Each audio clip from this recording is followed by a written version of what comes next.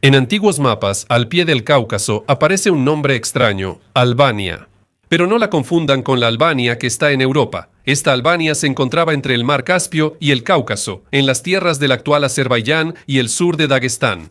La conocían los griegos, los romanos, los persas y los árabes. Sus ejércitos lucharon bajo las banderas de Darío y Shapur, y sus reyes discutían con Roma, comerciaban con los sasánidas y se bautizaban junto con los armenios. En este pedazo relativamente pequeño de tierra chocaban el helenismo, el zoroastrismo, el cristianismo y el islam. Y hoy les espera la historia de este antiguo país que existió entre Roma y Persia. Sobrevivió a las invasiones de hunos y árabes, dejando su huella en las piedras, inscripciones y la memoria de los pueblos del Cáucaso. Les recuerdo que están en Amazing History, donde revivimos civilizaciones olvidadas poco mencionadas en los libros de texto. Si les interesa saber cómo era el Cáucaso hace 2000 años, apoyen este video con un like y un comentario. Esto ayuda al canal a crecer y a sacar más historias. Y, por supuesto, muchísimas gracias a nuestros patrocinadores. Es gracias a su apoyo que podemos crear estos videos. Gracias por seguir con nosotros. Ahora pasemos al tema del episodio.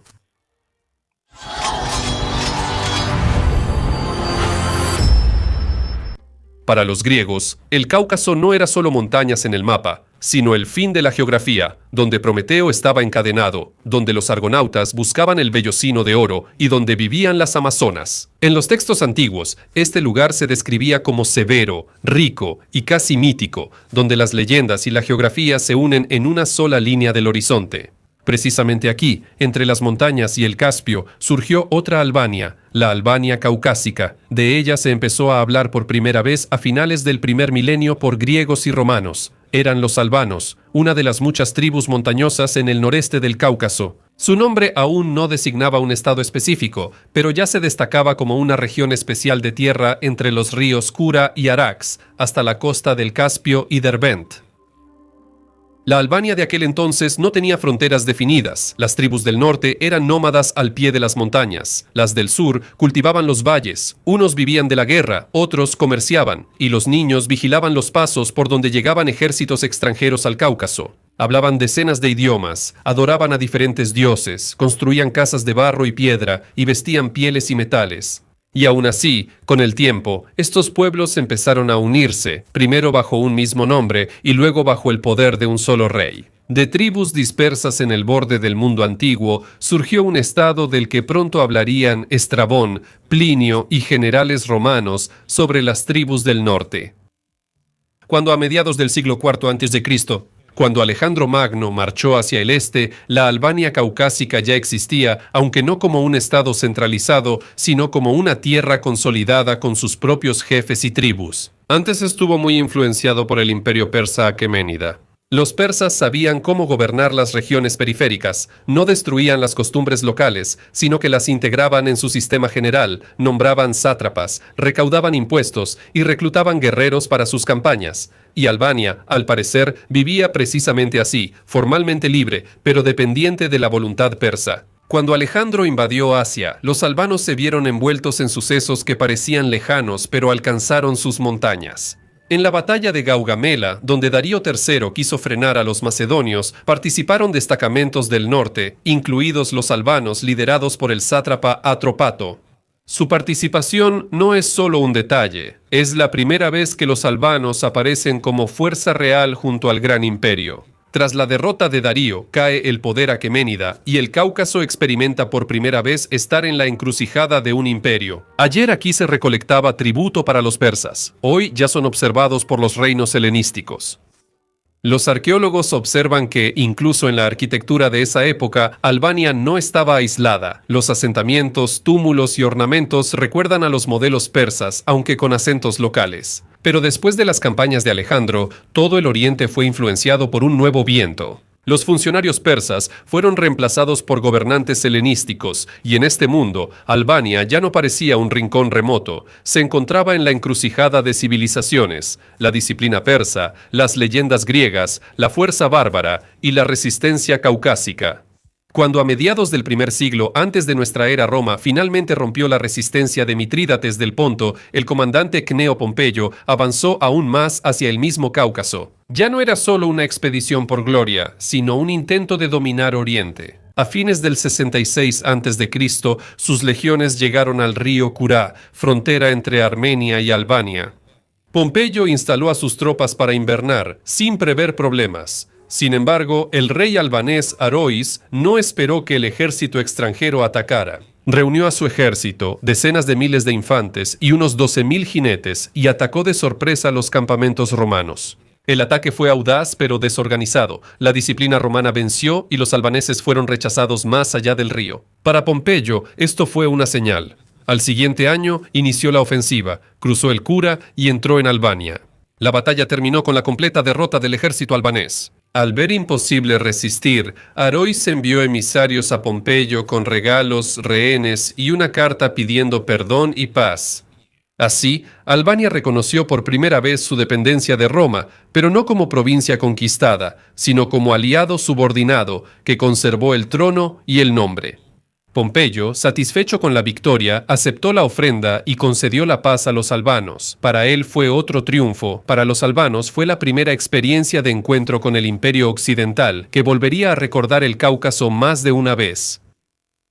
El choque con Roma fue la primera gran prueba del joven Estado. Pero también demostró que Albania ya no era solo un grupo de tribus, tenía un rey, un ejército, una capital y fronteras. Los romanos la consideraban rica y fértil, pero también dura, con gente acostumbrada a la libertad más que al orden. Estrabón, que escribió poco después, describe vívidamente a los albanos y afirma que pueden reunir 60.000 infantes y 22.000 jinetes, cifras impresionantes incluso para Roma.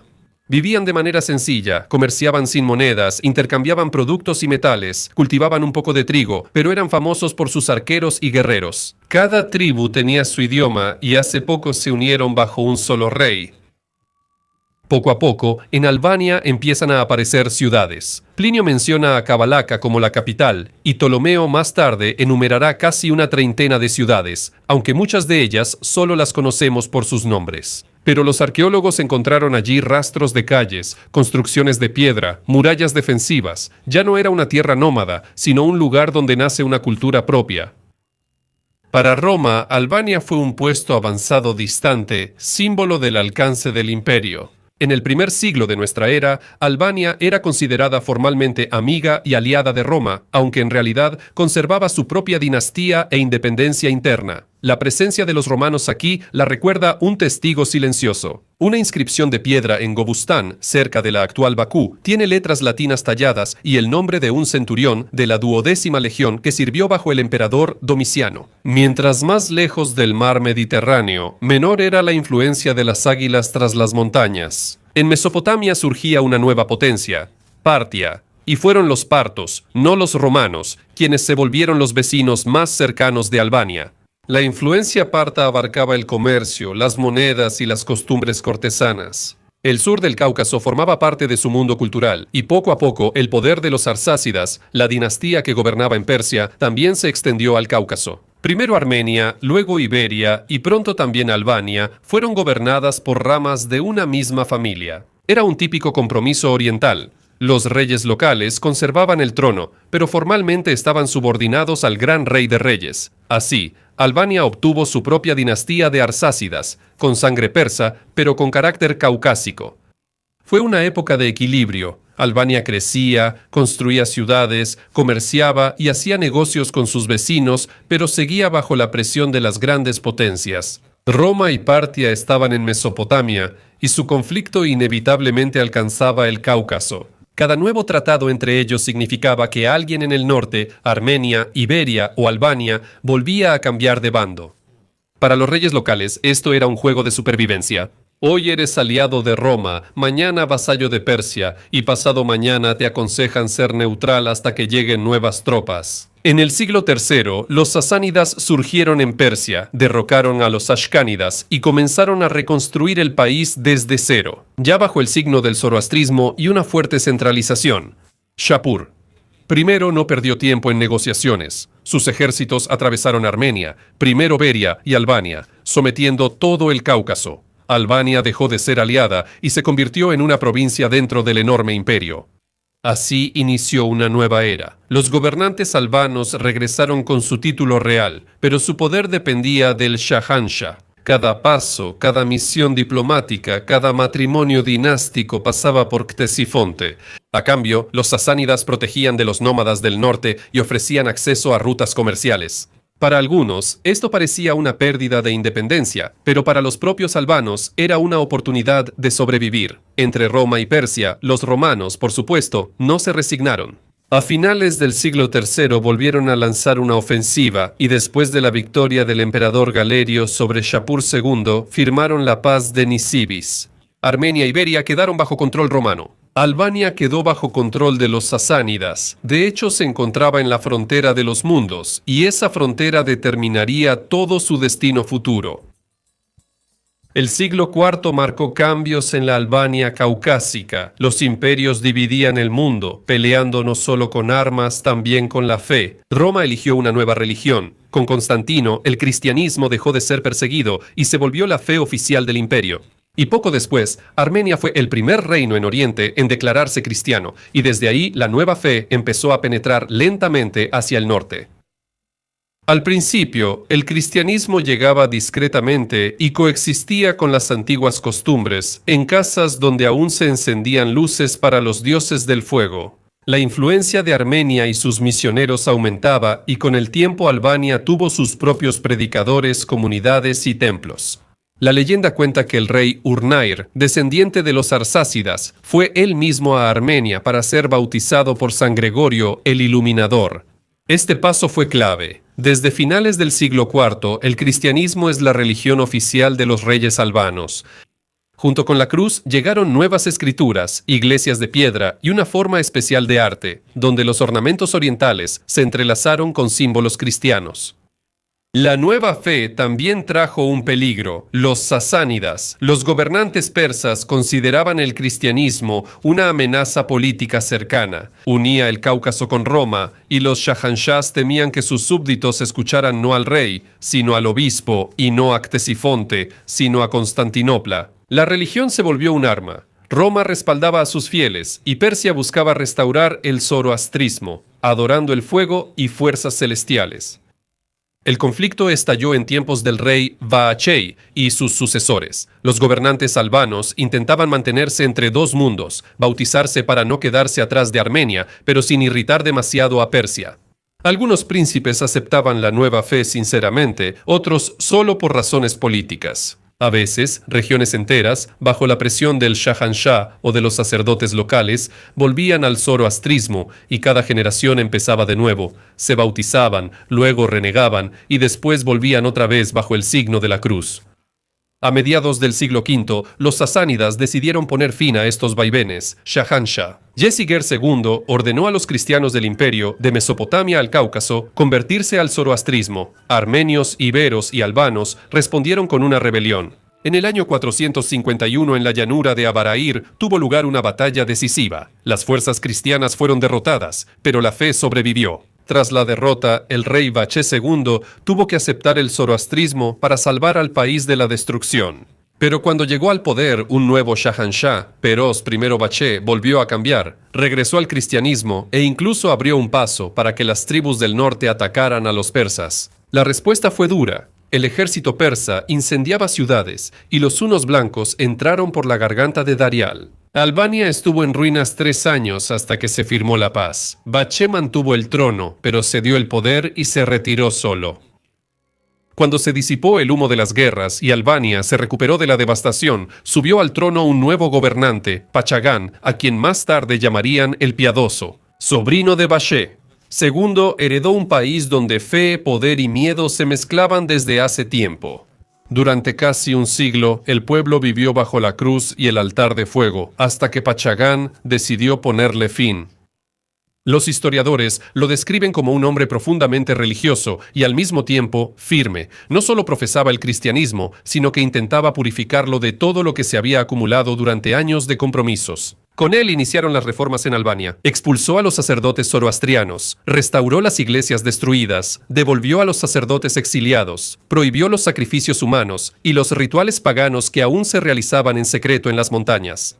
Su nombre está asociado con el Concilio de Agüene, uno de los eventos clave en la historia de la iglesia local. En ese concilio se decretó la estructura y los derechos de la iglesia cristiana albanesa. De hecho, fue en ese momento cuando se volvió independiente, ya no solo una rama de la Armenia, sino una iglesia separada con su propia jerarquía espiritual. Bachagán promovía la educación, construía templos y copiaba libros. Las crónicas lo llaman rey, maestro y educador del pueblo. Durante este corto periodo, Albania dejó de ser solo un campo de batalla y se volvió un centro espiritual del Cáucaso.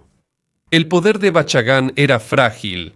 Los sasánidas seguían viendo el Cáucaso como suyo, y aunque Shahinshah Balash era más tolerante con los cristianos, Albania seguía dependiendo de Persia. Cualquier debilitamiento del centro en Ctesifonte daba una oportunidad para la independencia, pero en cuanto el Shah se fortalecía, el control regresaba.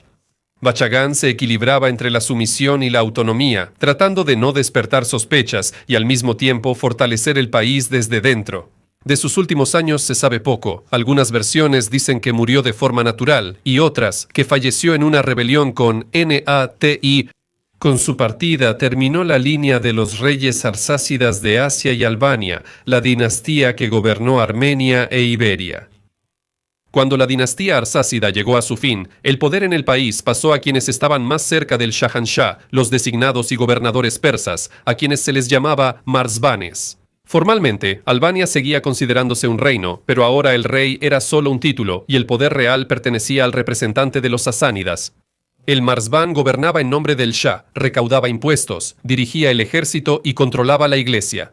Vivía en Partov, ciudad que Bachagán restauró y volvió capital. Partov fue un nodo clave en la ruta comercial entre Irán y el Cáucaso. Sin embargo, al enriquecerse la ciudad, aumentaba su dependencia de Persia.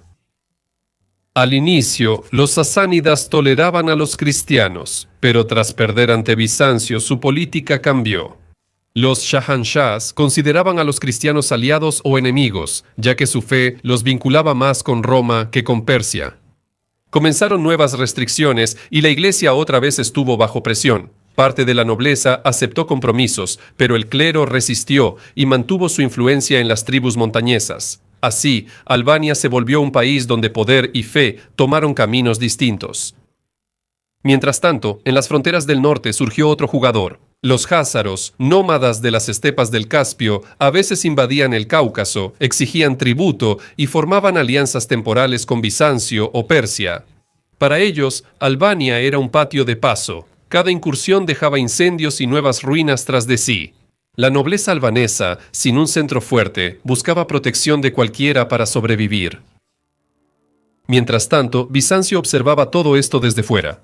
Los emperadores de Constantinopla veían el Cáucaso como un escudo natural contra el este. A veces enviaban misiones, a veces recibían embajadores. En 575, una delegación albanesa acudió al emperador Justino II para pedir protección bizantina, pero no obtuvo respuesta. El emperador aconsejó permanecer leales al Shah, porque Bizancio no quería una guerra abierta con Persia. Para Albania, esto fue un balde de agua fría. Ni Occidente ni Oriente querían salvarla. El país se convirtió en una especie de zona de amortiguamiento entre los imperios, por donde pasaban los ejércitos, pero donde nadie se quedaba mucho tiempo. A mediados del siglo VII, el Cáucaso vivió cambios. El estado sasánida colapsaba, los árabes avanzaban desde el sur, los házaros del norte y crecían las rebeliones internas. Albania, como siempre, quedó entre ellos. El poder real aquí ya lo tenían desde hace tiempo los marzbanes, pero detrás de cada uno de ellos estaba la nobleza local, lista para aprovechar la debilidad del centro. En este momento, sale a primer plano una figura que no está relacionada ni con el ejército ni con el trono. El Catholicos Bira, líder de la iglesia albanesa, era un guía espiritual que actuaba con la palabra y la diplomacia, no con la espada. Cuando el Shahanshah lo llamó a Ctesifonte, Bira pasó 25 años allí casi como prisionero de honor, pero aún así se ganó la confianza de la corte persa. Él dominaba el idioma, las costumbres, y sabía tratar con el poder sin humillarse ni humillar a su país. Durante la invasión házara al Cáucaso en la década de 620, enviaron a Bira como mediador al llegar a Albania.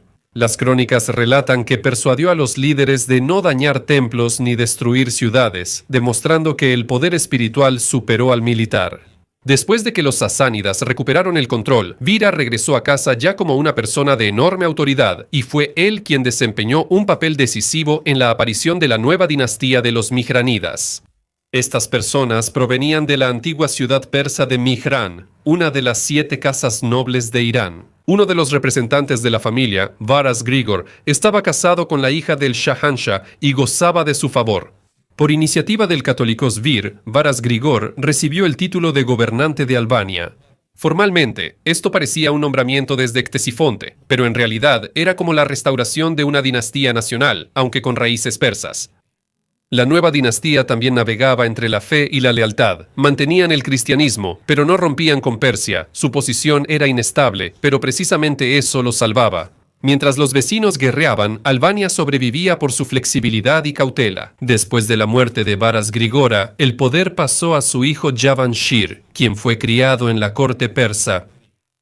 Javanshir creció en una atmósfera de intrigas y conspiraciones en Ctesifonte, y sabía ser tanto diplomático como guerrero. Lideró las tropas albanesas en el ejército sasánida y luchó contra los árabes, incluso en Kadisiyah y el asedio a la capital persa. Pero cuando el imperio sasánida cayó, Javanshir entendió que el antiguo mundo ya no existía. Regresó a Albania como un gobernante independiente que intentaba salvar al país del caos. Para conservar el poder, Javanshir buscó apoyo de 2 fuerzas a la vez. De Bizancio obtuvo el título de Patrikios, la confirmación de poder y esperanza de alianza. Del califato, la promesa de inviolabilidad a cambio de lealtad. Eligió ser cauteloso, reconociendo la soberanía árabe, pero conservando autonomía y ejército propio. Durante años, Albania tuvo una paz inusual entre Damasco y Constantinopla, sin enemistarse con ninguno, aunque las viejas contradicciones persistieron. La nobleza, habituada a cambiar de protectores, rechazaba el control firme. Los árabes presionaban exigiendo sumisión y los jázaros amenazaban desde el norte. A finales de la década de 680, Javanshir murió, ya sea por una conspiración de su nobleza o asesinado por mercenarios persas. Con su muerte, desapareció la última figura que aún podía hablar en nombre de la Albania caucásica como un país independiente. Después de esto, Albania pasó a formar parte del califato árabe, uniéndose en una sola provincia con Armenia. La nobleza cristiana aceptó el Islam o se retiró a las montañas, donde iglesias y monasterios siguieron existiendo aislados. Poco a poco, el propio nombre de Albania desapareció de las crónicas, dando paso al nombre de Arán, pero la huella de los Mecránidas y su gobernante Javanshir permaneció. Como el último intento de mantener el equilibrio entre Oriente y Occidente, así terminó la historia de la Albania caucásica, un país del que rara vez se habla, pero sin el cual es imposible entender la historia de todo el Cáucaso. Gracias por ver hasta el final. Si les interesa cómo vivían y qué sentían los pueblos olvidados del mundo antiguo, suscríbanse, porque aún hay muchas historias por venir. Hasta luego a todos.